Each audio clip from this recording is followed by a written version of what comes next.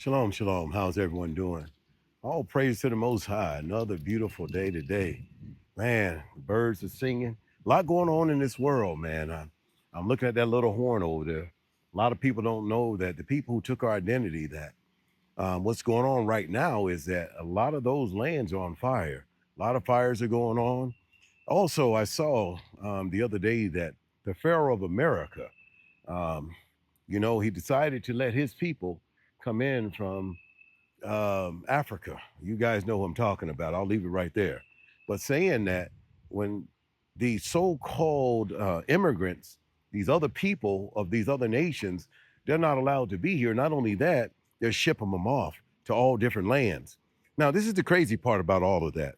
When you go through the history of our people, and I was talking to a brother today about the ancient Tartarian buildings, and we really truly don't know the time periods where these buildings were built.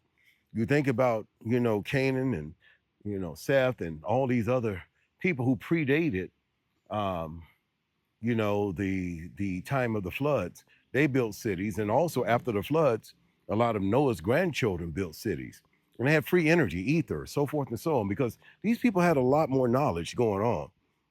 So we're not going to have a lesson tonight. I'm cooking. I got a function tomorrow early in the morning. I got to be up at 4 o'clock in the morning, and I got to get that function taken care of. And also, I got to cook for the homeless for Sunday. So this Sunday, the 25th, we're going to be feeding the homeless if it's the Most High's will. And I want to thank everyone here who's helped out, everyone who's actually given some funds and helped us out. I really appreciate you. Back up in the shade a little bit. That sun is beaming today.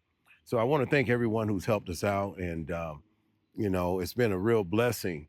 I've gotten some clothing in yesterday, and we've gotten some other things in. So I really want to appreciate you guys. Something I was wanting to read to you, and, it kind of stuck out to me as I was reading. I was reading Jubilees chapter 1. And I'll start at 12.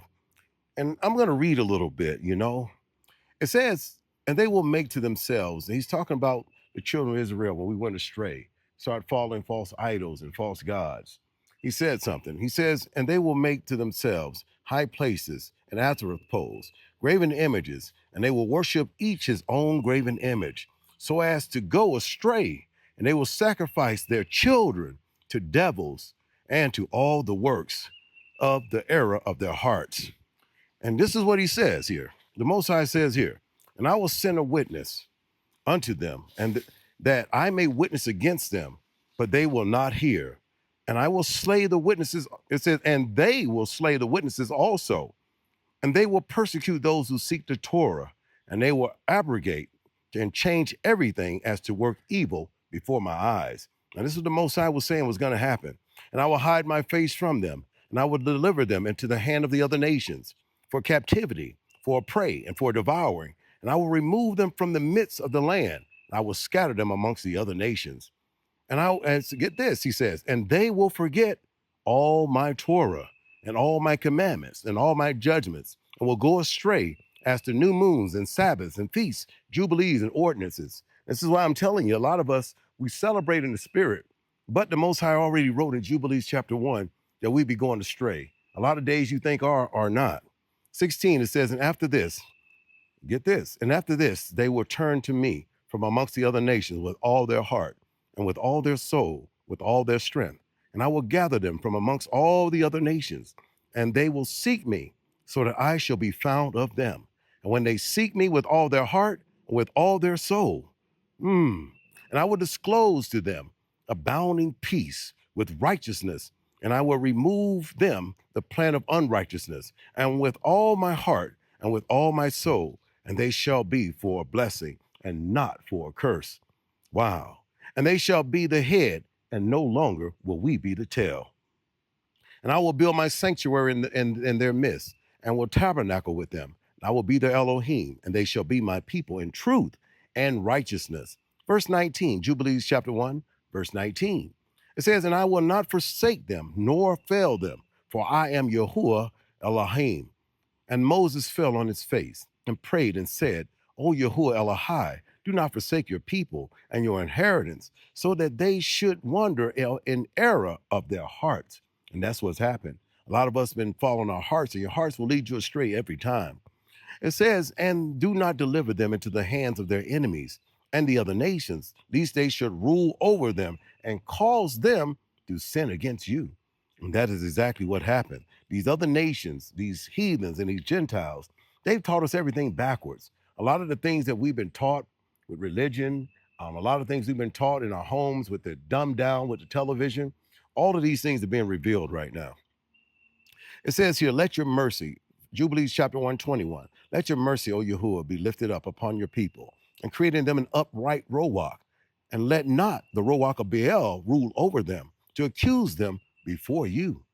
And to ensnare them from all the cycles of righteousness, so that they may perish from before your face. 22. But they are your people and your inheritance, which you have delivered with your great power from the hands of Misraim. Create in them a heart and a Ruach Hokadesh, and let them not be ensnared in the sins from henceforth unto eternity. And verse 23, so important, verse 23, it says, and after this, they will turn to me in all of righteousness, with all their heart, with all their soul, and I will circumcise the foreskin of their heart and the foreskin of the heart of their seed.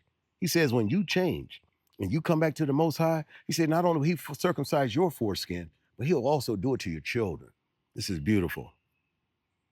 All praises to the Most High. Beautiful. It says here in 23, it says, in the contrary, it's where I'm at, 22. It says, but they are your people and your inheritance. It says, what you delivered with great power from the hands of Master, creating them a clean heart of Ruach Kodesh. Read that. 23.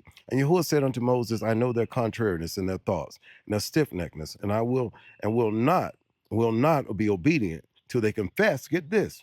He says they will not be obedient till they confess their own sin and the sins of their fathers, because our forefathers are the reasons why we are in this situation. But guess what he said in 24?